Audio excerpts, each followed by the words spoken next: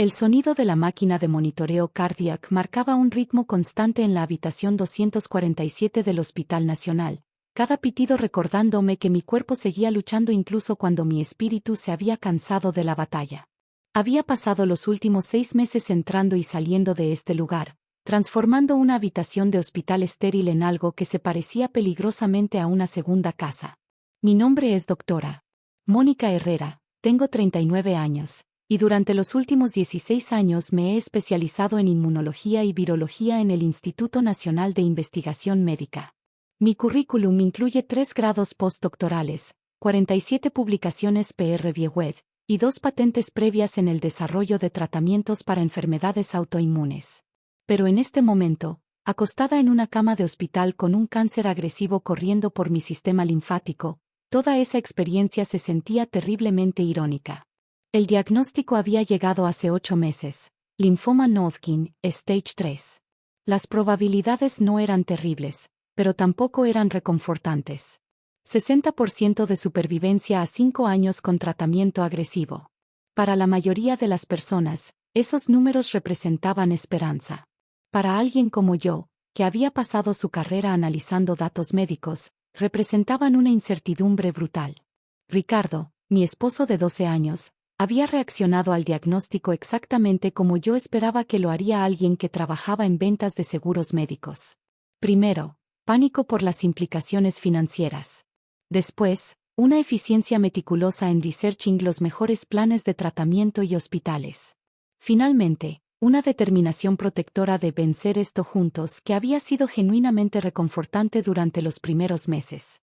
Pero algo había cambiado durante el último ciclo de quimioterapia.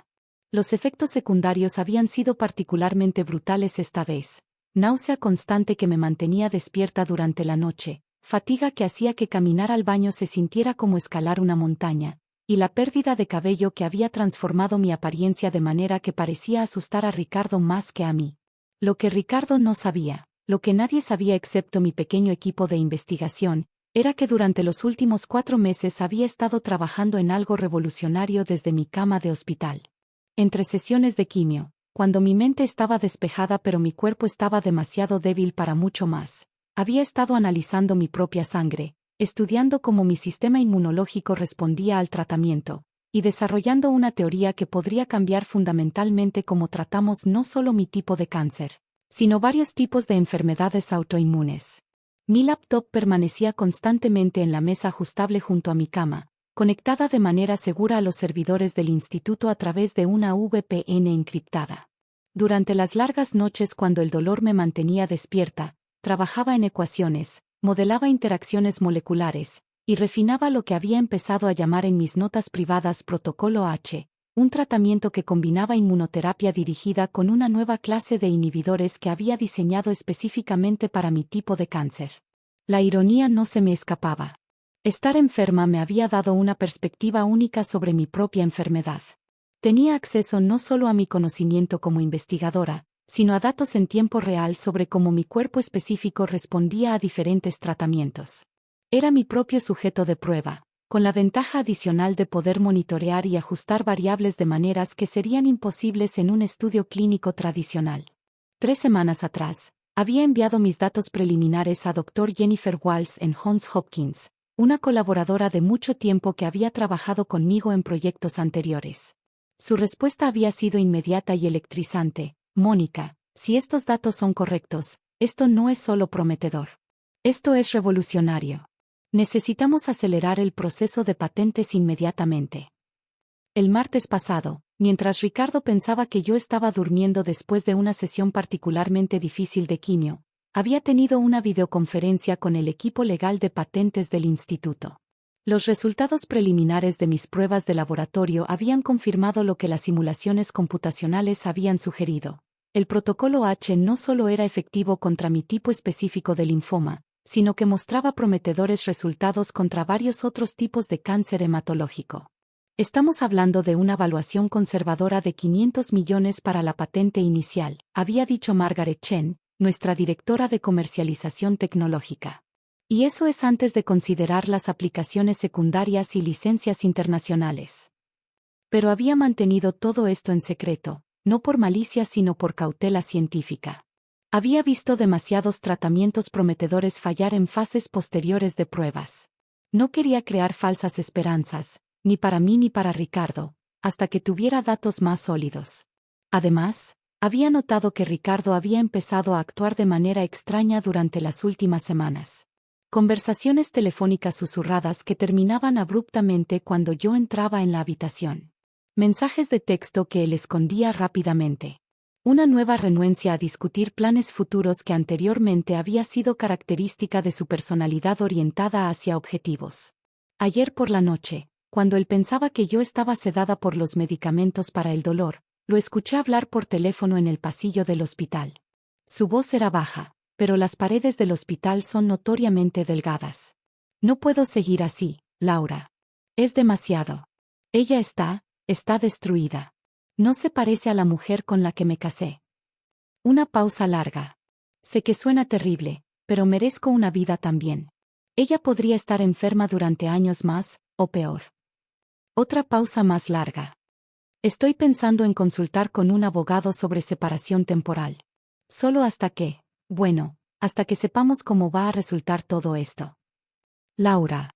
Su hermana, que nunca me había querido, que había sido consistentemente crítica sobre mi carrera, que había argumentado que mi enfoque en la investigación era demasiado intenso para un matrimonio saludable. Por supuesto que ella sería la persona a quien acudiría para validación en abandonar a su esposa enferma. Esta mañana, Ricardo había llegado al hospital con una maleta pequeña y una expresión que reconocí de sus reuniones de ventas más difíciles. Era su cara de decisión comercial dura pero necesaria. Se sentó en la silla junto a mi cama, evitando el contacto visual directo, y empezó lo que obviamente había sido un discurso ensayado. Mónica, necesitamos hablar sobre nuestra situación. Su voz tenía esa cualidad artificial que usaba con clientes difíciles. He estado pensando mucho sobre nuestro futuro, y creo que necesitamos ser realistas sobre lo que está pasando. Dejé mi laptop a un lado y lo miré, preparándome mentalmente para la conversación que había estado esperando durante semanas. Tu tratamiento podría durar años más, continuó, y Anist, no estoy seguro de que pueda manejar la presión financiera y emocionalmente. ¿Qué estás diciendo exactamente?, pregunté, aunque ya sabía la respuesta. Estoy diciendo que tal vez deberíamos considerar una separación temporal. Solo hasta que tengas un mejor pronóstico. Miré su cara, buscando algún signo del hombre que había prometido en nuestros votos matrimoniales estar conmigo en la salud y en la enfermedad. Pero lo que vi fue a alguien que había calculado cuidadosamente el costo de mantener esos votos y había decidido que el precio era demasiado alto.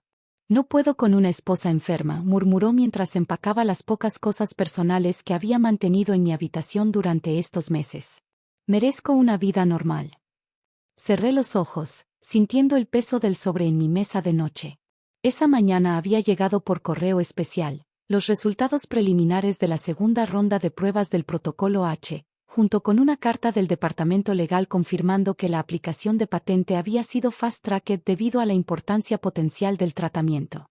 Entiendo perfectamente, Ricardo, dije con una voz más calmada de lo que sentía. Es una lástima que no puedas esperar 3 días más para conocer los resultados de mi investigación. La patente de la cura que desarrollé vale aproximadamente 500 millones. Se detuvo en medio de doblar una camisa, con las manos congeladas en movimiento. ¿Qué dijiste? Abrí el sobre y saqué los documentos, sintiendo una satisfacción fría al ver su expresión cambiar de confusión a comprensión y luego a algo que se parecía al pánico. Protocolo H, expliqué, mostrándole las primeras páginas del reporte. Un tratamiento revolucionario para linfoma no Hodgkin y otros cánceres hematológicos.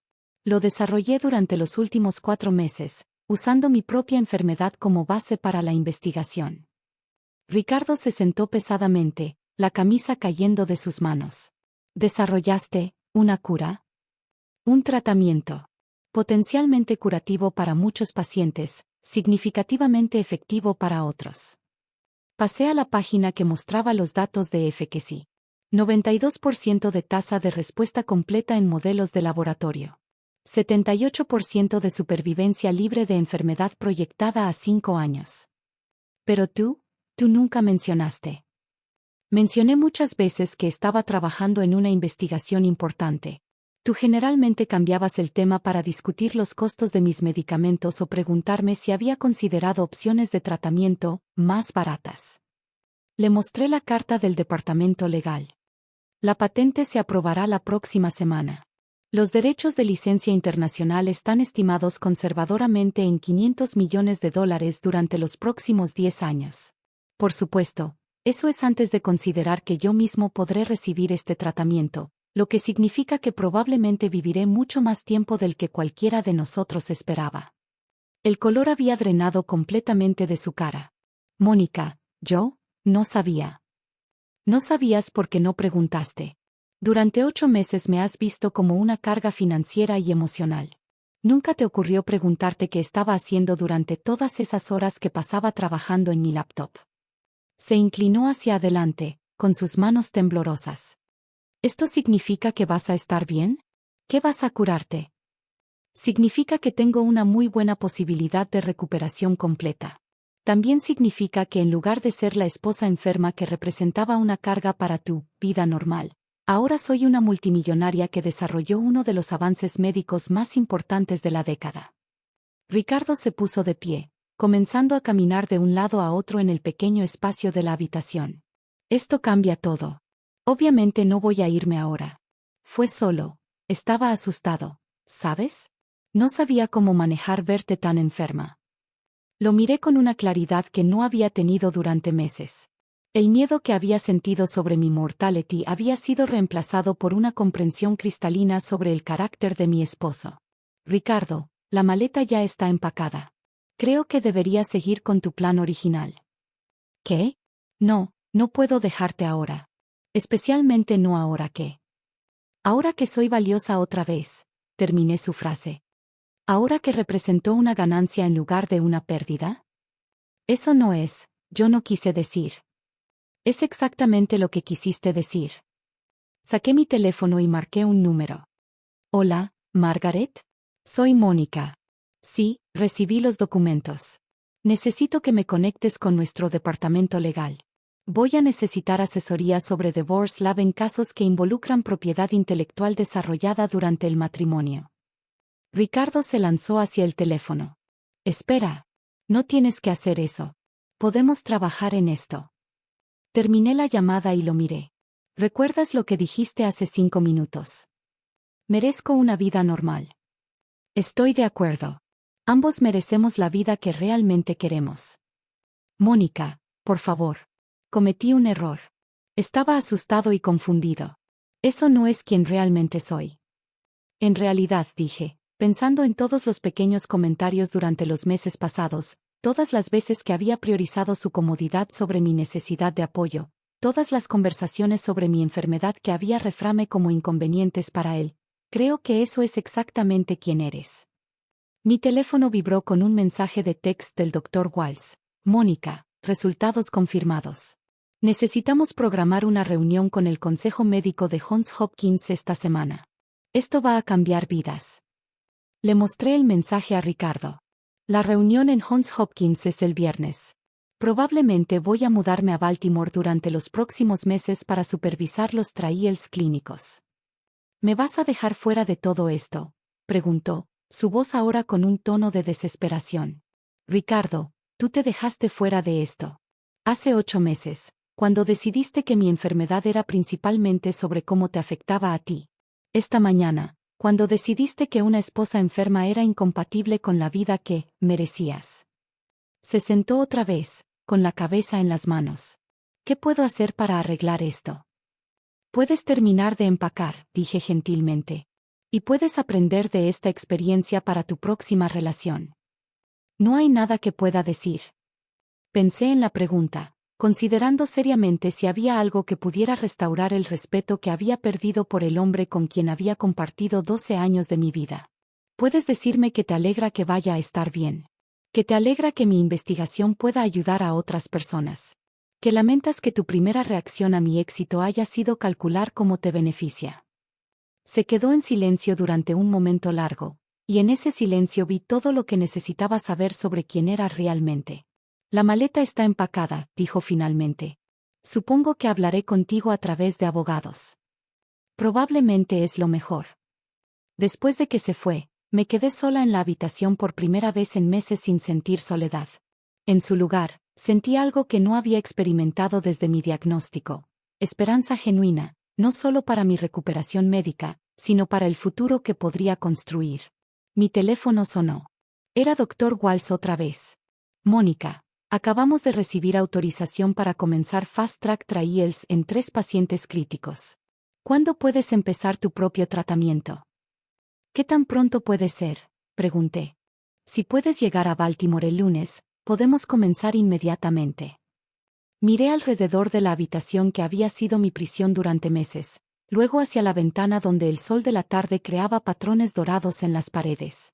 Por primera vez en casi un año, tenía un futuro que esperar. Estaré ahí, dije. 6 meses después, el protocolo H había completado exitosamente Fase 2 Trials con resultados que superaron incluso mis proyecciones más optimistas. Yo estaba en remisión completa, viviendo en una nueva casa en Baltimore, trabajando directamente con los equipos de Johns Hopkins en refinamientos del tratamiento. Ricardo había intentado contactarme varias veces a través de abogados, argumentando que merecía una porción de las ganancias de la patente porque habíamos estado casados cuando la desarrollé.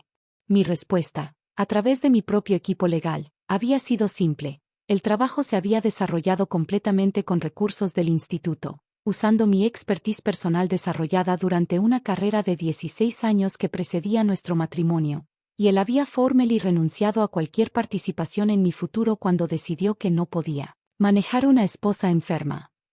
El mes pasado, Time Magazine me había incluido en su lista de 100 personas más influyentes con un artículo titulado La científica que curó su propio cáncer.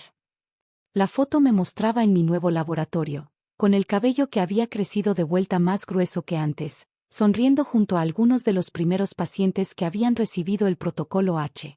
En la entrevista, cuando me preguntaron sobre superar los desafíos personales durante mi investigación, había dado una respuesta que ahora se había vuelto mi frase signature. A veces los momentos más oscuros nos dan la claridad más brillante, no solo sobre nuestro trabajo, sino sobre las personas que realmente nos apoyan. No mencioné a Ricardo por nombre, pero cualquiera que siguiera la historia sabía de qué estaba hablando.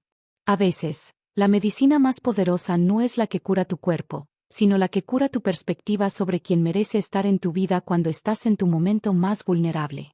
Y a veces, desarrollar una cura para tu enfermedad te ayuda a identificar las relaciones que también necesitaban ser curadas, mediante la separación.